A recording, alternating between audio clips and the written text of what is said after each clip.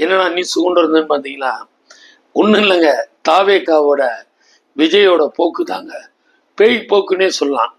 அதாவது கிட்டத்தட்ட திருநெல்வேலியில் அவரோட கேம் ஆரம்பிச்சது. திருநெல்வேலி, அங்கிருந்து தூத்துக்குடி, நாகர்கோயில், திருப்பூர், இப்ப கடந்த 2 நாளா சென்னையை கலக்குன்னு கலக்கிட்டு இருக்காருங்க. அதாவது இப்ப பொதுமக்களோட ஒரே சிந்தனை ஃபுல்லா என்னன்னு பாத்தீங்கன்னா, கடந்த மார்ச் மாசம் 20ஆம் தேதி எடுத்த வாக்குகள் அடிப்படையில பாத்தீங்கன்னா 18 வயசுல இருந்து 50 வயசு வரைக்கும் உள்ள வாக்காளர்கள் எண்ணிக்கை 3,75,000. அதே மாதிரி 51 to 100 வயசுல உள்ள வாக்காளர்கள் எண்ணிக்கை 2,40,000.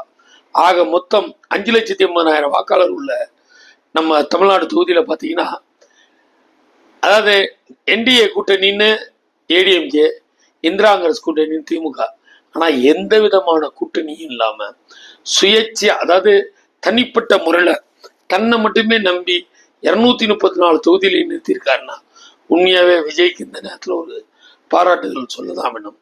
அதே நேரத்துல அவருக்கு சேர்ற கூட்டம் எல்லாம் ஓட்டு போடுற கூட்டம் இல்லை, சும்மா ரசிக்கிற, அப்படிலாம் தப்பா நினைக்கிறீங்க. கடந்த திருநெல்வேலியில மட்டும் கூட்டினு வந்து பாத்தீங்கன்னா 1,65,000 பேர் கூட்டியிருக்கான். அதே மாதிரி நாகர்கோயில், அதை விட்டீங்கன்னா தூத்துக்குடியில வந்து 1,42,000 பேர் கூட்டியிருக்கான். ஏங்க இவ்வளவு தூரம் இங்க சொல்றீங்க?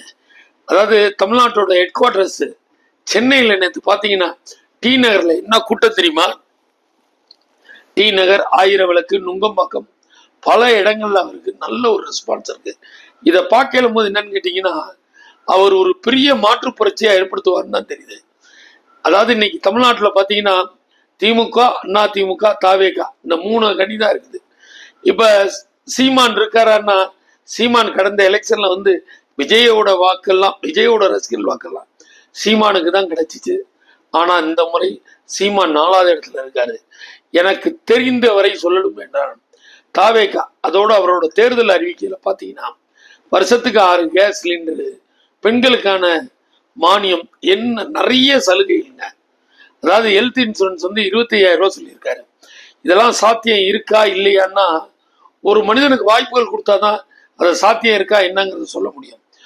அதாவது அடிச்ச கொள்ளையில அவங்களே வச்சிட்டு இருந்தத இப்ப முழுசா ஒரு மக்களுக்கு செய்ய வரும்போது வர்ற வசூல வந்து, அதாவது டாக்ஸி, நம்ம கட்டக்கூடிய வரிகள் எல்லாமே வந்து எல்லாமே செய்யலாங்கிற ஒரு மாபெரும் கணக்கோட தான் விஜய் வந்திருக்காருன்னு தான் சொல்லணும். ஆக மொத்தத்தில் பாத்தீங்கன்னா விஜயோட அசூர வேகம் தமிழ்நாட்டுல அவர் இல்லாம ஆட்சி அமைக்க முடியாதுன்னு தான் பார்ப்போம். இப்ப இன்னொரு கடந்த 16ஆம் தேதி 23 எலெக்ஷன், இன்னொரு 4 நாள் பிரச்சாரம் இருக்குது. இது இன்னும் எவ்வளவு வேகம் எடுக்குங்கிறத பொறுத்து இருந்து தான் பார்க்கணும். ஏன்னு கேட்டா திமுகவா, அதிமுகவா, தாவேகாவா அப்படின்னு பொறுத்து இருந்து தான் பார்க்க முடியும். ஏன்னு கேட்டா மக்கள் புரட்சிங்கிறது பெரிய மாற்றத்துக்கான வழிமுறைகள் தான். புரட்சி தலைவர் எம்ஜிஆருக்கு எப்படி மக்கள் புரட்சி இருந்துச்சோ அதே மாதிரி இப்ப இளைய தளபதி விஜய்க்கு பெரிய மாபெரும் புரட்சி இருக்கு. தளபதி ஸ்டாலின் வந்து இங்கே சில இடங்கள்ல ஜெர்க்காரு. ஆனா ஒரு பெரிய விஷயம் என்னன்னு கேட்டீங்கன்னா, இவங்க ஆளுகளை சேர்க்கிறாங்க, இங்க ஆளுகள் தானா வந்து சேர்றாங்க. எங்க வண்டியில வந்து விழுந்துருவாங்களும் பயமா. ஆனா இப்ப நடக்கக்கூடிய தேர்தல் ஆணையம் சிறப்பான முறையில அவருக்கு பாதுகாப்பு கொடுத்து மக்களை சந்திக்கக்கூடிய ஒரு நல்ல வாய்ப்பை கொடுத்துருக்காங்கன்னு தான் சொல்லலாம். மொத்தத்தில் விஜயின் வேகம் படு ஸ்பீடாக இருக்கிறது. இந்த வேகத்துல போனா எப்படி என்னங்கிறத பொறுத்திருந்து பார்ப்போம். நாட்கள் ரொம்ப இல்லை, இன்னொரு 4 நாள் தேர்தல் பிரச்சாரம் இருக்கு. மே 4 தமிழ்நாட்டின் தலையெழுத்து என்னவாக இருக்கும் என்பதை பொறுத்திருந்து பார்ப்போம். சற்று இடைவெளி விட்டு நாளைக்கு என்ன நடக்குதுங்கிறத உங்களோட பகிர்ந்துக்கிறேன். வணக்கம்.